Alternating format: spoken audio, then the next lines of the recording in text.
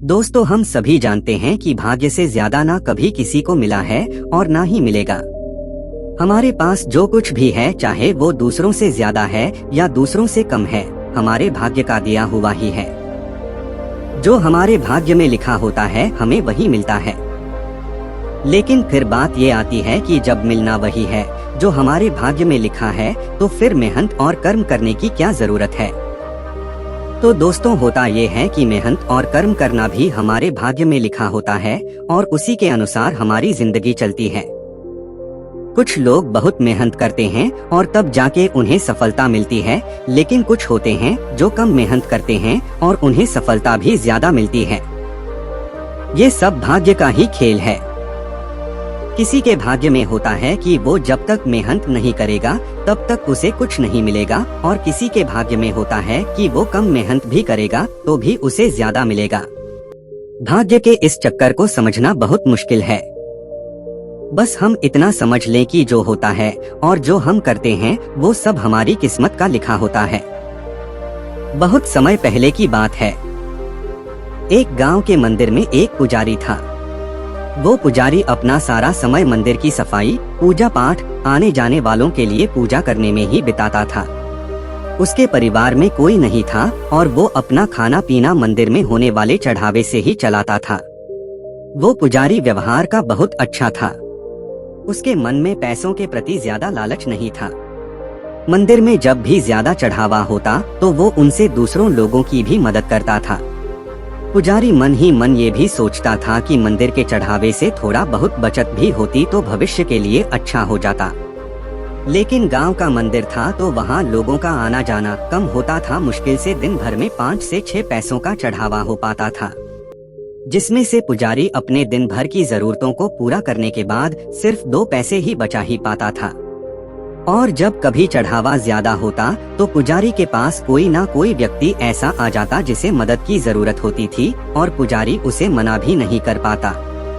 बहुत समय बीत गया, लेकिन पुजारी पूरे दिन 2 पैसों से ज्यादा बचत कर ही नहीं पाता था।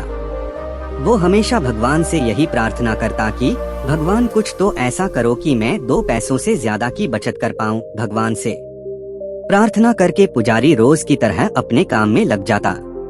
कुछ समय बाद पुजारी की शादी हो गई। घर में अब 2 लोग हो गए और खर्चा चलाने के लिए ज्यादा पैसों की जरूरत पड़ने लगी। पुजारी की शादी होने के बाद मंदिर में लोगों का आना जाना बढ़ने लगा, जिसकी वजह से चढ़ावा भी ज्यादा होता और अब पुजारी अपने घर के खर्चे पूरे करने के बाद 10 पैसे रोज बचाने लगा। धीरे धीरे पुजारी के पास ज्यादा पैसे हो गए। कुछ पैसों से उसने अपने घर की मरम्मत करी और कुछ पैसों को भविष्य के लिए बचा लिया। कुछ समय बाद पुजारी की संतान हुई और अब वो 2 से 3 हो गए। पुजारी की संतान होने के बाद अब पुजारी ने देखा कि वो अपनी दिन भर की जरूरतें पूरी करने के बाद 15 पैसे बचा लेता है। धीरे धीरे बच्चा बड़ा हुआ और स्कूल जाने लगा। अपनी बचत के पैसों से पुजारी अपने बच्चे की पढ़ाई का खर्चा चलाता था।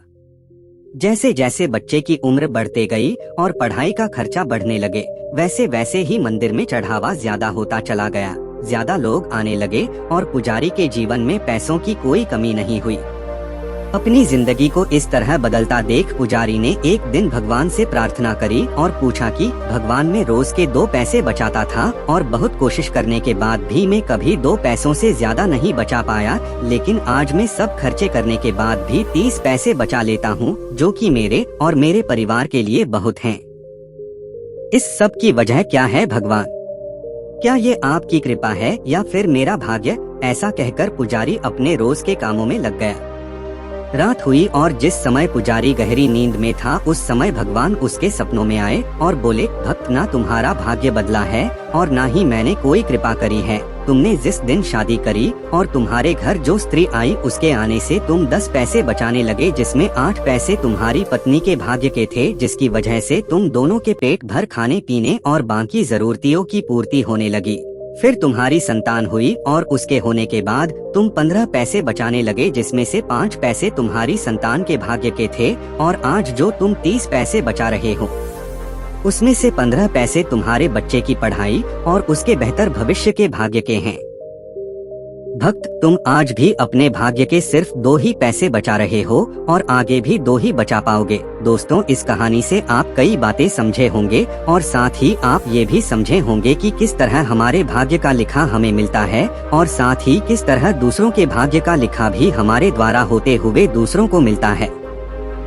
आपने देखा होगा कि कई बार लोग पार्टनरशिप में किसी काम की शुरुआत करते हैं और धीरे धीरे वो काम बहुत चलने लगता है और जब काम चलने लगता है, इनकम होने लगती है, तो वो लोग पार्टनरशिप तोड़कर खुद का काम शुरू कर लेते हैं और फिर वो जो काम शुरू करते हैं वो नहीं चलता और उन्हें नुकसान होने लगता है। इसका कारण भी भाग्य ही है।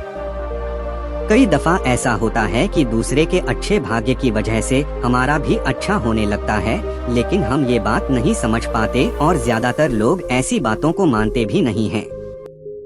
कई बार हमारा भाग्य हमारे दोस्त, हमारे पार्टनर, हमारे परिवार के लोगों के भाग्य से भी जुड़ा होता है और जब तक हम उनके साथ होते हैं तब तक हमारे साथ सब कुछ अच्छा होता है और जब हमसे उनसे दूर होते हैं तो हमारे साथ चीजें ज्यादा अच्छी नहीं होती।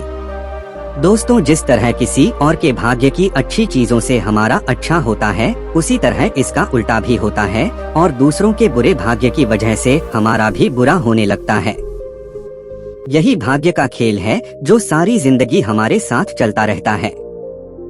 अगर आप ऐसी बातों को नहीं मानते और भाग्य पर विश्वास नहीं करते तो इस कहानी को अच्छे से 2 या 3 बार पढ़ें और अपने मन में सोचें कि क्या सच में ऐसा होता है। क्या आज तक आपके साथ ऐसा कुछ हुआ है जिसमें किसी और की वजह से आपको फायदा हुआ या फिर आपके परिवार में किसी सदस्य के बढ़ने से आपके साथ कुछ बेहतर हुआ? इन सवालों के जवाब जब आप खुद को देंगे तो इस कहानी से मिलने वाली सीख को आप बेहतर तरीके से समझ लाएंगे। दोस्तों, इस कहानी से आपको क्या सीख मिली कमेंट करके जरूर बताइए। मिलते हैं अगले वीडियो में एक नए ज्ञानवर्धक कहानी के साथ। दोस्तों, अगर चैनल पर पहली बार आए हो तो सब्सक्राइब जरूर कर लीजिए।